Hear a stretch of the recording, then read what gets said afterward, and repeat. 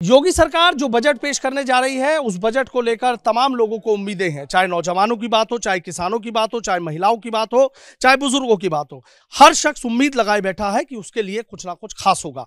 किसान इस बजट को लेकर क्या सोचते हैं, क्या उम्मीद लगाए बैठे हैं, यही हम उन किसानों से बातचीत कर लेते हैं। आपसे एक चीज जानना चाहूंगा कि बजट आ रहा है योगी सरकार का, किसान हमेशा से सरकार की प्राथमिकता में रहे हैं, आपको क्या उम्मीदें लग रही हैं कि इस बजट में ये होना चाहिए और ये हो सकता है? देखिए, आज़ादी के समय कृषि जो था जीडीपी का लगभग 60% से ऊपर था।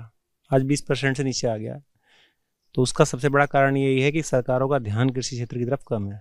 तो हम तो इस सरकार से यही उम्मीद करते हैं कि कृषि क्षेत्र पर थोड़ा सा ज़्यादा ध्यान दें, बजट को बढ़ाएं, एलोकेट करें।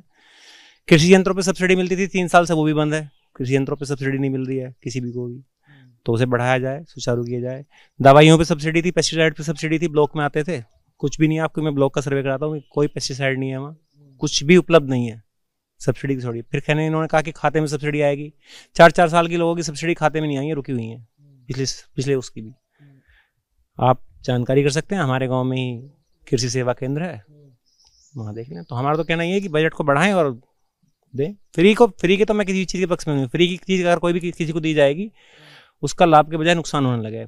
रजवायों का पानी फ्री करा गया, उसके बाद उनकी सफाई नहीं हुई है, टेल तक पानी नहीं आता, उन्हें पानी नहीं आता, तो उससे कोई लाभ नहीं है। फ्री कुछ नहीं होना चाहिए। आप कीमत लो उसकी, लेकिन वाजिब कीमत लो। ये नहीं कि किसान को कर दो। भाई, किसान की इतनी हैसियत तो है नहीं कि वो बहुत ज़्यादा, लेकिन लिमिटेड पैसे लो उससे, लो, किसान देने को तैयार है। देखिए, बहुत अच्छी बात इन्होंने कही है कि फ्री कोई चीज नहीं चाहिए, लेकिन कीमत ऐसी होनी चाहिए कि किसान आसानी से उनको ले सके, खरीद सके, उसको कोई दिक्कत ना हो। कुछ और भी किसान है, उनसे हम बात कर लेते हैं। सर, आपसे जानना चाहूंगा कि इन्होंने बात कही है और ये कहा जा रहा है कि भाई जो सिंचाई है उसमें मुफ्त बिजली दी जा सकती है, या कुछ और उम्मीद लगाए बैठे हैं आप?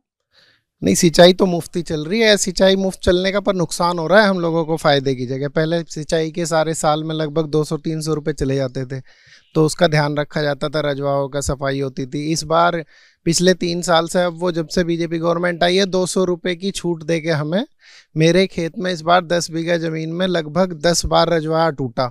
मुझे उसका कोई मुआवजा नहीं मिला और कहीं तक भी मैं ऊपर तक अधिकारियों से शिकायत करता रहा, कहीं मेरी कोई सुनवाई नहीं हुई। तो पहले अगर 200 रुपये जा रहे थे तो मेरे लगभग 2 लाख रुपए का नुकसान नहीं हो रहा था। अब मुझे 200 नहीं देने पड़ रहे, तो मेरे 2 लाख का नुकसान हुआ। फायदा क्या हुआ इस बात से? तो क्या चाहते हैं बजट में? भाई, हम चाहते हैं कि थोड़ा बहुत चाहे आप हमसे ले लो, पर सुविधा तो कम से कम पूरी दो। पूरी दुनिया की जो एग्रीकल्चर इकोनॉमी है, वो हमेशा आपको उसे रिबेट देनी पड़ेगी, नहीं तो पूरे वर्ल्ड का, पूरे डाटा है पूरे वर्ल्ड का, इकोनॉमी जो है, एग्रीकल्चर जो इकोनॉमी है, वो कभी सर्वाइव ही नहीं कर सकती बिना छूट के। आपको उन्हें छूट देनी पड़ेगी, दवाइयों पे दो, उनको ज़्यादा रेट दो, या किसी भी तरह से करो। पर अगर आप इसे सीधे सीधे फ्री छोड़ दोगे तो कभी कामयाब नहीं होने की इकोनॉमी जो है एग्रीकल्चर की। तो खास फोकस रखना चाहिए, बजट बढ़ाना चाहिए। बिल्कुल बढ़ाना चाहिए बजट, तो बजट बढ़ाना चाहिए। एजुकेशन पे बढ़ाओ, एग्रीकल्चर पे बढ़ाओ। पता नहीं आ जा रहा है हर साल एजुकेशन का भी बजट कम हो रहा है।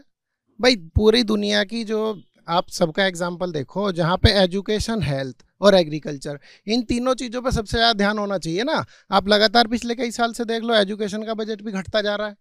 आप वहाँ बढ़ाओ तो लोग पढ़े लिखे होंगे, स्वस्थ होंगे, तो खुद कुछ करेंगे। अब जब पढ़ ही नहीं रहा तो वो क्या करेगा? खेती करेगा। खेती को आप रिबेट नहीं दे रहे, खेती में फायदा नहीं हो रहा, तो ऐसे ही रहेगा, गरीब ही रहेगा ना किसान भी। किसान गरीब ही रहेगा। बहुत सारी रिबेट की जरूरत है। कुछ और किसान भी, उनसे भी बात कर लेते हैं। आपसे जानना चाहूंगा, देखिए, सबकी अलग अलग राय है।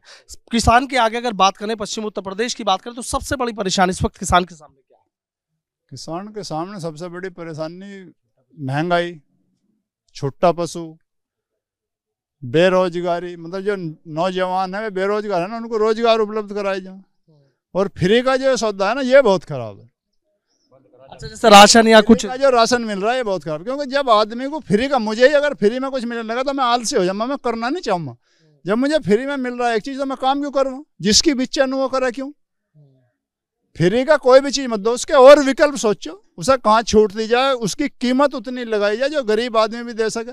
लेकिन फ्री में बांटना ये तो बहुत ही खतरनाक है, ये देश को खड्डे की तरफ ले जाएगा। खड्डे की तरफ। अगर सिंचाई की बात करें या न्यूनतम समर्थन मूल्य, उसमें क्या होना चाहिए? न्यूनतम समर्थन मूल्य बढ़ाओ। सिंचाई जो है, देखो, राजभाई की सिंचाई तो फ्री है, अब भी फ्री है, लेकिन वो हम तो हमारे से लो, लेकिन उसकी देखभाल तो उसी पैसे होगी ना। अब रही बिजली की, बिजली में इन्होंने कहा था फ्री करेंगे, अब ये क्या करेंगे, वो इनकी आगे करनी चाहिए। चाहते हैं हाँ, हो जाए तो अच्छा है, लेकिन उतना ले लो जो उसका मेंटेनेंस हो सके। ये नहीं फ्री नहीं चाहिए, बिल्कुल फ्री कर दो। और उसको फैसिलिटी हम जहाँ में कनेक्शन खराब हो गया, ये कहना, और वे आवे ना ठीक करन, तो उसका क्या लाभ?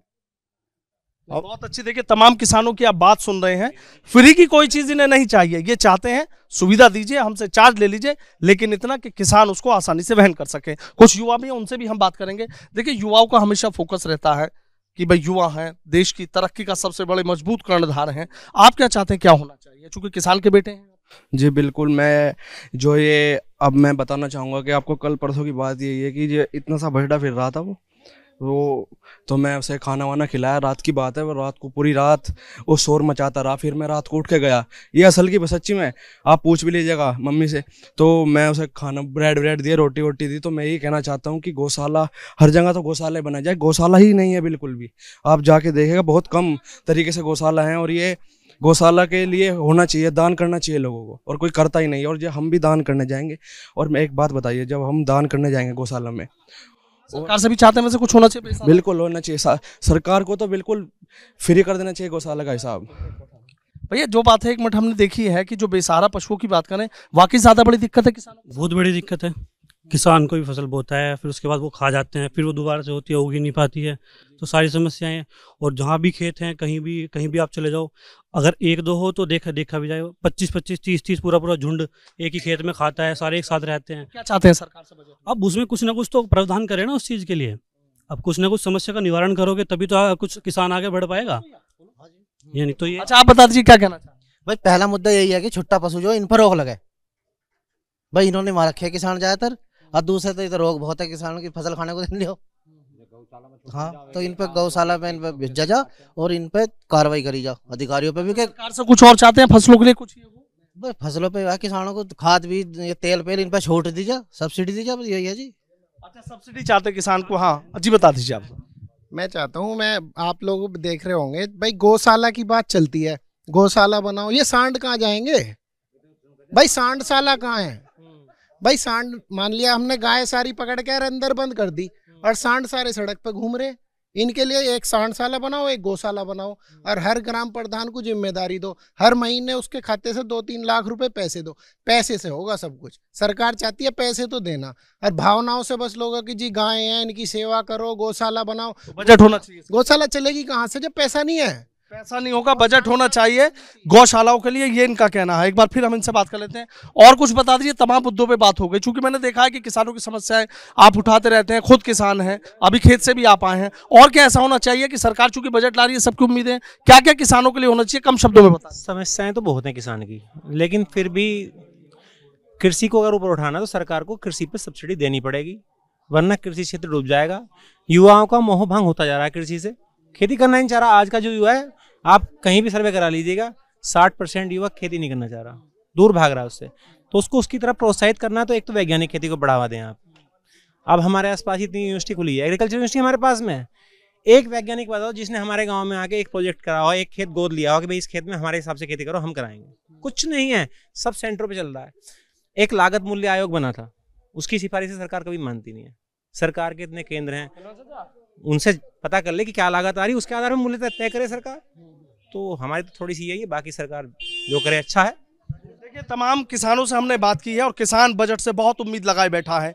सीधा किसान कह रहे हैं कि मुफ्त में, फ्री में उन्हें कुछ नहीं चाहिए, लेकिन चाहे कृषि यंत्रों की बात हो, चाहे अन्य फसलों की बात हो, चाहे और अन्य चीज़ों की बात हो, लेकिन किसान को सब्सिडी दी जाए तो शायद किसानी का, खेती का भला हो सकता है।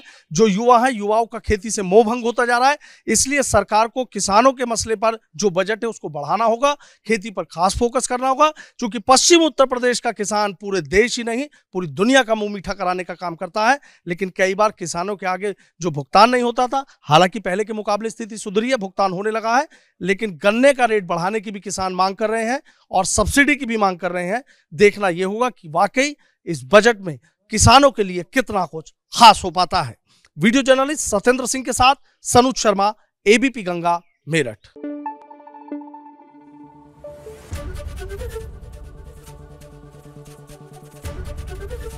एबीपी गंगा, खबर आपकी, जुबान आपकी।